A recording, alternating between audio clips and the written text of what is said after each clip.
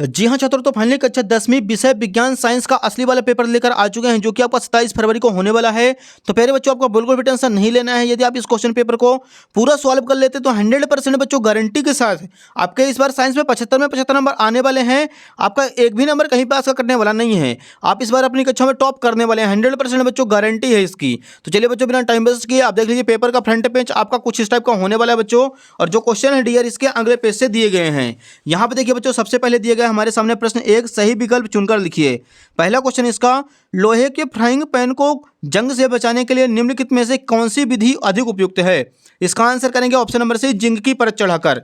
दूसरा नंबर देखिए, ब्यूटेनॉन चतुर कार्बन यौगिक है जिसका पर्यायतात्मक समूह है। इसका आंसर हो जाएगा ऑप्शन नंबर सी, कीटोन होता है। तीसरा नंबर बच्चों, पायरुवेट के विखंडन से यह कार्बन डाइऑक्साइड जल तथा ऊर्जा देता है और यह क्रिया होती है, ऑप्शन नंबर बी हो जाएगा माइटोकॉन्ड्रिया में। चौथा क्वेश्चन है, दो तंत्रिका कोशिका के मध्य खाली स्थान को कहते हैं, ऑप्शन नंबर बी हो जाएगा सिनेप्स कहते हैं। पांचवा प्रश्न है बच्चों, Fe2O3 + 2Al tends to Al2O3 + Fe। ऊपर दी गई अभिक्रिया किस प्रकार की है? ऑप्शन नंबर डी हो जाएगा विस्थापन अभिक्रिया। लास्ट क्वेश्चन नंबर छठवां है, अपच का उपचार करने के लिए निम्नलिखित में से कौन सी अधिक औषधि उपयोगी होती है? इसका आंसर करेंगे ऑप्शन नंबर सी, एंटासिड। तो बच्चों यहाँ पे क्वेश्चन नंबर जो फर्स्ट था वो पूरे उसके कंप्लीट हो चुके हैं। क्वेश्चन नंबर सेकंड के लिए बच्चों मूव करते हैं नेक्स्ट पेज पर। यहाँ पे देखिए पहले बच्चों क्वेश्चन नंबर दूसरा है, रिक्त स्थान भरिए। पहला क्वेश्चन देखिए इसका, लघु पतन के समय परिपथ में विद्युत धारा का मान बढ़ जाता है। दूसरा नंबर है, हमारे द्वारा उत्पादित कचरे का निपटान एक गंभीर पर्यावरणीय समस्या है। तीसरा नंबर है, सामान्य दृष्टि के लिए वयस्क के स्पष्ट दृष्टि की न्यूनतम दूरी 25 सेंटीमीटर होती है। चौथा नंबर है, प्रकाश के प्रकीर्णन के कारण आकाश का रंग नीला दिखाई देता है। पांचवा प्रश्न है, विद्युत शक्ति का SI मात्रक वाट होता है। छठवां क्वेश्चन है, विभवांतर की माप एक यंत्र द्वारा की जाती है जिसे वोल्ट मीटर कहते हैं। तो बच्चों यहाँ पे क्वेश्चन नंबर सेकंड भी अपना पूरा कंप्लीट हो चुका है। क्वेश्चन नंबर थर्ड के लिए नेक्स्ट पेज पर चलते हैं। पहला है, सत्य कथन लिखिए। फर्स्ट नंबर करते हैं इसका, वे पदार्थ जो जैविक प्रक्रम द्वारा अपघटित हो जाते हैं अजैव निम्नीकरण कहलाते हैं। इसका आंसर करना है असत्य। दूसरा है, DNA का पूरा नाम डीऑक्सीराइबोस न्यूक्लिक अम्ल होता है। इसका आंसर करना है सत्य। तीसरा है, हाइड्रा को कई टुकड़ों में काट दिया जाए तथा प्रत्येक टुकड़ा पूर्ण होकर एक जीव का निर्माण करता है, इसे पुनरुत्थ भवन कहते हैं। इसका आंसर करेंगे सत्य। चौथा है, ऊष्माक्षेपी रासायनिक अभिक्रिया में ऊष्मा का अवशोषण होता है। इसका आंसर करेंगे असत्य। पांचवा है, दो चुंबकीय क्षेत्ररेखाएं एक दूसरे को प्रतिच्छेद करती हैं। इसका आंसर करेंगे असत्य।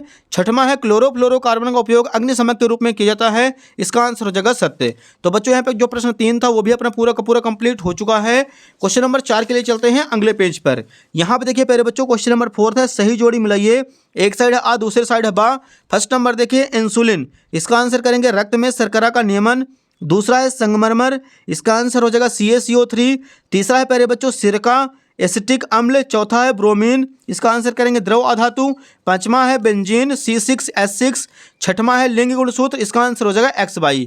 तो पहले बच्चों क्वेश्चन नंबर 4 जो था वो भी अपना पूरा कंप्लीट हो चुका है। क्वेश्चन नंबर 5 देखिए अगले पेज पर, एक शब्द वाक्य में उत्तर लिखिए। फर्स्ट नंबर है, वंशागति के मुख्य नियम किसने प्रस्तुत किए? इसका आंसर करना है ग्रेगर मेंडल ने। दूसरा है, खतरे के संकेत का प्रकाश लाल रंग का क्यों होता है? इसका आंसर करना है लाल रंग का प्रकीर्णन बहुत कम होता है। तीसरा प्रश्न है, विद्युत ऊर्जा का व्यापारिक मात्रक लिखिए। इसका आंसर हो जाएगा यूनिट या किलोवाट घंटा। चौथा है, MRI का पूरा नाम क्या है? इसका आंसर हो जाएगा मैग्नेटिक रेजोनेंस इमेजिंग। पांचवा प्रश्न है डियर, रक्तदाब किसे कहते हैं? तो रक्त धमनियों की दीवारों पर रक्त द्वारा डाला गया दाब रक्तदाब कहलाता है। छठवां क्वेश्चन है, पादपों के तने की वृद्धि में सहायक हार्मोन का नाम लिखिए। तो इसका आंसर हो जाएगा बच्चों जिब्रेलिन। तो बच्चों क्वेश्चन नंबर 5वां भी अपना पूरा कंप्लीट हो चुका है। इसका भी आप लोग फटाक से स्क्रीनशॉट ले लीजिए। नेक्स्ट क्वेश्चन नंबर 5वां देखिए, प्रकाश संश्लेषण की क्रियाविधि का केवल रासायनिक समीकरण लिखिए। तो ये लीजिए बच्चों, 5वें का आंसर आपको यहाँ पे करना है। सबसे पहले ऊपर हेडिंग डाल देना है उत्तर क्रमांक 5, प्रकाश संश्लेषण की क्रियाविधि का केवल समीकरण 6CO2 + 6H2O। सूर्य का प्रकाश और क्लोरोफिल की उपस्थिति में C6H12O6 + 6CO2। बच्चों आपको अच्छे से ये वाला अच्छे तरीके से याद कर लेना है, क्योंकि बच्चों आपको 2023 में भी आया था पेपर में और 24 में भी आया है। मतलब इस साल आपके एग्जाम में निश्चित आने वाला ये वाला प्रश्न है। अगला देखिए 6वां नंबर है, पुनरुत्थ भवन को परिभाषित कीजिए। ये रहा बच्चों 6वें का आंसर। पुनरुत्थ भवन शरीर के नवनिर्माण की वह शक्ति जिसके अंतर्गत शरीर के टूट जाने पर उसकी मरम्मत हो जाती है और प्रत्येक टुकड़ा पूर्ण होकर एक नया जीव बनाता है, पुनरुत्थ भवन या पुनर्जनन कहलाता है।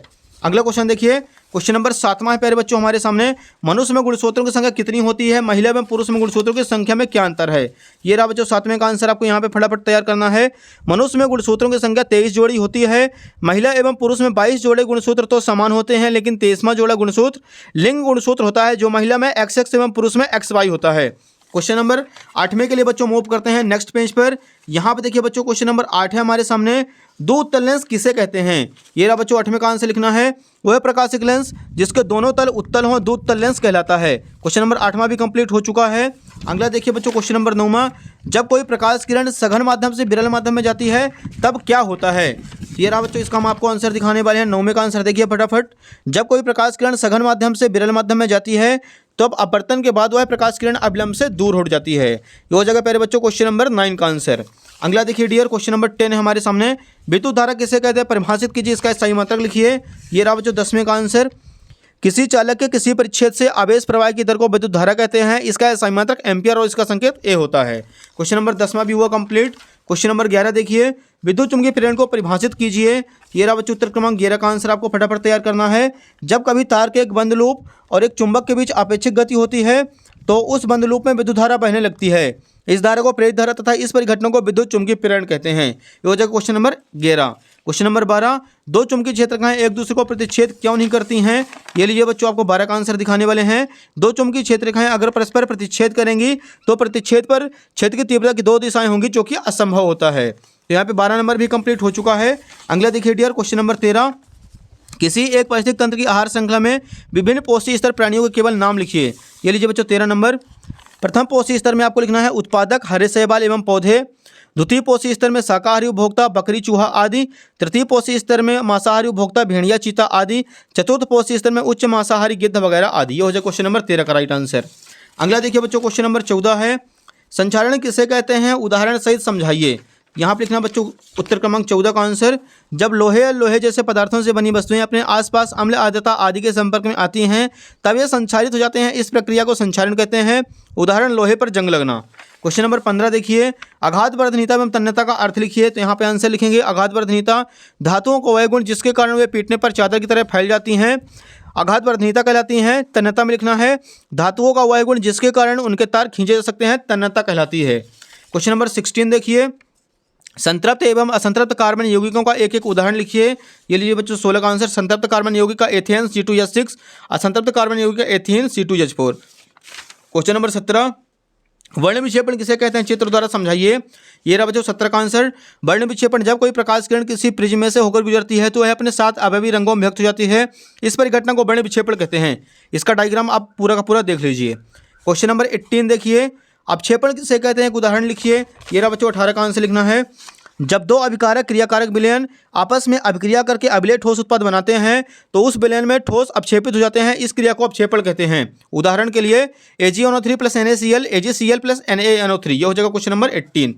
अगला क्वेश्चन नंबर 5 देखिए बच्चों, प्रकाश संश्लेषण की क्रिया विधि का केवल रासायनिक समीकरण लिखिए। तो इसका आंसर बच्चों हम आपको दिखाने वाले हैं। सबसे पहले बच्चों आपको ऊपर लिख देना है उत्तर क्रमांक 5, प्रकाश संश्लेषण की क्रिया विधि का केवल रासायनिक समीकरण 6CO2 + 6H2O, सूर्य का प्रकाश और क्लोरोफिल C6H12O6 + 6CO2। ये हो जाएगा उत्तर क्रमांक 5वें का आंसर।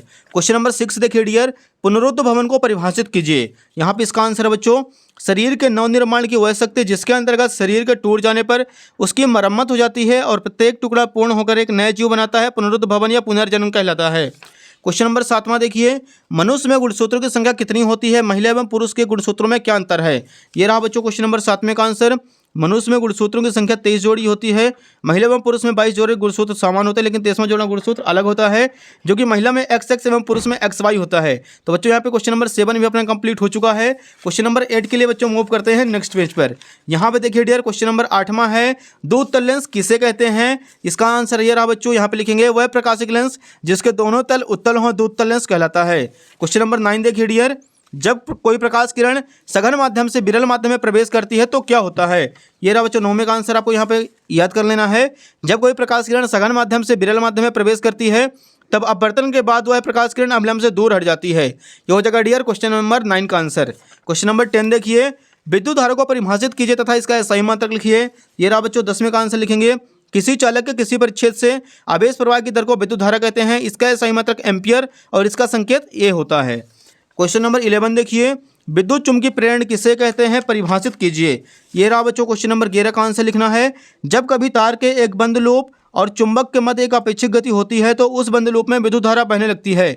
इस धारा को प्रेरित धारा तथा इस परिघटना को विद्युत चुम्बकीय प्रेरण कहते हैं। तो क्वेश्चन नंबर 11 भी यहाँ पे कंप्लीट हुआ। क्वेश्चन नंबर 12 देखिए प्यारे बच्चों, दो चुंबकीय क्षेत्ररेखाएं एक दूसरे को प्रतिच्छेद क्यों नहीं करती हैं। ये रहा बच्चों उत्तर क्रमांक 12 का आंसर यहाँ पे आपको कर लेना है। दो चुंबकीय क्षेत्ररेखाएं परस्पर प्रतिच्छेद नहीं करेंगी। यदि प्रतिच्छेद करेंगी तो प्रतिच्छेद पर क्षेत्र की तीव्रता की दो दिशाएं होंगी, जो कि असंभव होता है। तो ये क्वेश्चन नंबर 13 हो जाएगा। क्वेश्चन नंबर 13 देखिए बच्चों अगले पेज पर दिया गया है। यहाँ पे देखिए बच्चों हमारे सामने है, किसी एक पारिस्थितिक तंत्र की आहार श्रृंखला में विभिन्न पोषी स्तर प्राणियों के केवल नाम लिखिए। ये रहा बच्चों 13 का आंसर आपको फटाफट तैयार कर लेना है। प्रथम पोषी स्तर में उत्पादक हरे सवाल, द्वितीय पोषी स्तर में शाकाहारी उपभोक्ता, तृतीय पोषी स्तर में मांसाहारी उपभोक्ता और चतुर्थ पोषी स्तर में उच्च मांसाहारी उपभोक्ता। क्वेश्चन नंबर 14 देखिए बच्चों अगले पेज पर दिया गया है। प्रश्न 14 है, संक्षारण किसे कहते हैं, उदाहरण सहित लिखिए। ये रहा बच्चों 14 का आंसर। जब लोहे या लोहे जैसे पदार्थों से बनी वस्तुएं अपने आसपास अम्ल, आर्द्रता आदि के संपर्क में आती हैं तब ये संक्षारित हो जाती हैं। इस प्रक्रिया को संक्षारण कहते हैं। इसका उदाहरण याद कर लेना है, लोहे पर जंग लगना। क्वेश्चन नंबर 15 देखिए प्यारे बच्चों, आघातवर्धनीयता एवं तन्यता का अर्थ बताइए। ये रहा बच्चों 15 का आंसर लिखेंगे। आघातवर्धनीयता धातुओं का वह गुण जिसके कारण वे पीटने पर चादर की तरह फैल जाती हैं, आघातवर्धनीयता कहलाती हैं। तन्यता धातुओं का वह गुण जिसके कारण उनके तार खींचे जा सकते हैं, तन्यता कहलाती है। क्वेश्चन नंबर 16 देखिए बच्चों, संतृप्त एवं असंतृप्त कार्बन यौगिक का केवल एक एक उदाहरण लिखिए। तो यहाँ पे लिखेंगे 16 नंबर, संतृप्त कार्बन यौगिक एथेन C2H6 और असंतृप्त कार्बन यौगिक एथीन C2H4। क्वेश्चन नंबर 17 देखिए प्यारे बच्चों, वर्ण विक्षेपण किसे कहते हैं, चित्र द्वारा समझाइए। ये रहा बच्चों क्वेश्चन नंबर 17 का आंसर। जब कोई प्रकाश किरण किसी प्रिज्म से होकर गुजरती है तो अपने 7 अवयवी रंगों में विभक्त हो जाती है। इस परिघटना को वर्ण विक्षेपण कहते हैं और इसका चित्र देख लीजिए बच्चों, इसका आपको स्क्रीनशॉट ले लेना है। क्वेश्चन नंबर 18 देखिए, अपक्षेपण क्रिया किसे कहते हैं, एक उदाहरण दीजिए। तो यहाँ पे लिखेंगे बच्चों 18 का आंसर।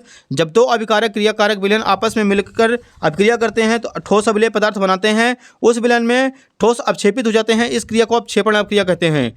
उदाहरण AgNO3 प्लस NaCl से AgCl प्लस NaNO3। ये हो जाएगा डियर क्वेश्चन नंबर 18 का आंसर। इसका आप लोग फटाक से स्क्रीनशॉट ले लीजिए। अगले क्वेश्चन के लिए मूव करते हैं बच्चों अगले पेज पर। यहाँ पे देखिए बच्चों लास्ट पेज है, क्वेश्चन नंबर 19 है हमारे सामने। मानव मस्तिष्क के कोई 3 कार्य लिखिए। ये रहा बच्चों क्वेश्चन नंबर 19 का आंसर। विभिन्न ज्ञानेंद्रियों के कार्यों का समन्वय और नियंत्रण करना। दूसरा, बुद्धि, विचार, स्मृति एवं मनोभावों का प्रमुख केंद्र मस्तिष्क है। तीसरा लिखेंगे सभी ऐच्छिक एवं अनैच्छिक क्रियाओं का नियंत्रण और समन्वय करना। तो हो जाएगा बच्चों क्वेश्चन नंबर 19 का आंसर। इसका भी आप लोग फटाफट स्क्रीनशॉट ले लीजिए। अगला क्वेश्चन देखिए डियर, क्वेश्चन नंबर 20 है, मनुष्य के पाचन तंत्र का स्वच्छ नामांकित चित्र बनाइए। तो आप लोगों से बन जाएगा। क्वेश्चन नंबर 21 देखिए, पीएच परिवर्तन के कारण दंतक्षय किस प्रकार से होता है, इससे कैसे बचा जा सकता है। ये रहा बच्चों क्वेश्चन नंबर 21 का आंसर। पीएच परिवर्तन के कारण दंतक्षय उदासीन पीएच स्तर 7.0 होता है। जब मुंह का पीएच स्तर 3.5 से नीचे गिरने लगता है तो दंतक्षय होने लगता है। पीएच स्तर के नीचे गिरने का कारण अति अम्लीय भोजन एवं पेय का अधिक उपयोग होता है। दंतक्षय से बचाव के लिए हमको अम्लीय भोजन एवं पेय का कम से कम उपयोग करना चाहिए। प्रत्येक बार भोजन के बाद दांतों की अच्छे से सफाई करनी चाहिए। रात्रि को सोते समय तथा प्रातः जागने के बाद हमको नियमित रूप से ब्रश करना चाहिए। लास्ट क्वेश्चन देखिए बच्चों 22 नंबर है, एल्केन्स जाति श्रेणी के किन्हीं 4 सदस्यों के नाम लिखिए, अणुसूत्र संरचना सूत्र लिखिए। यहाँ पे लिखेंगे बच्चों 22 नंबर का आंसर। एल्केन का नाम अणुसूत्र संरचना सूत्र, पहला हो जाएगा मेथेन CH4, दूसरा एथेन C2H6, तीसरा है बच्चों प्रोपेन C3H8, चौथा ब्यूटेन C4H10। तो बच्चों यहाँ पे क्वेश्चन नंबर 22 भी अपना कंप्लीट हो चुका है। इसका भी आप लोग फटाक से स्क्रीनशॉट ले लीजिए। तो बच्चों यहाँ पे अपना पूरा असली क्वेश्चन पेपर कंप्लीट हो चुका है। उम्मीद है कि आपको वीडियो पसंद आई। वीडियो को लाइक, चैनल को सब्सक्राइब कर लीजिए और वीडियो को ज़्यादा से ज़्यादा बच्चों के बीच शेयर कर दीजिए। आप शेयर करना भूल जाते हैं, सभी बच्चों के मत जो है वीडियो को शेयर कर देना। आपके स्कूल के जितने भी सारे ग्रुप हैं क्लास 10th के, आप फटाफट वीडियो को सभी जगह शेयर कर दीजिए बच्चों। धन्यवाद।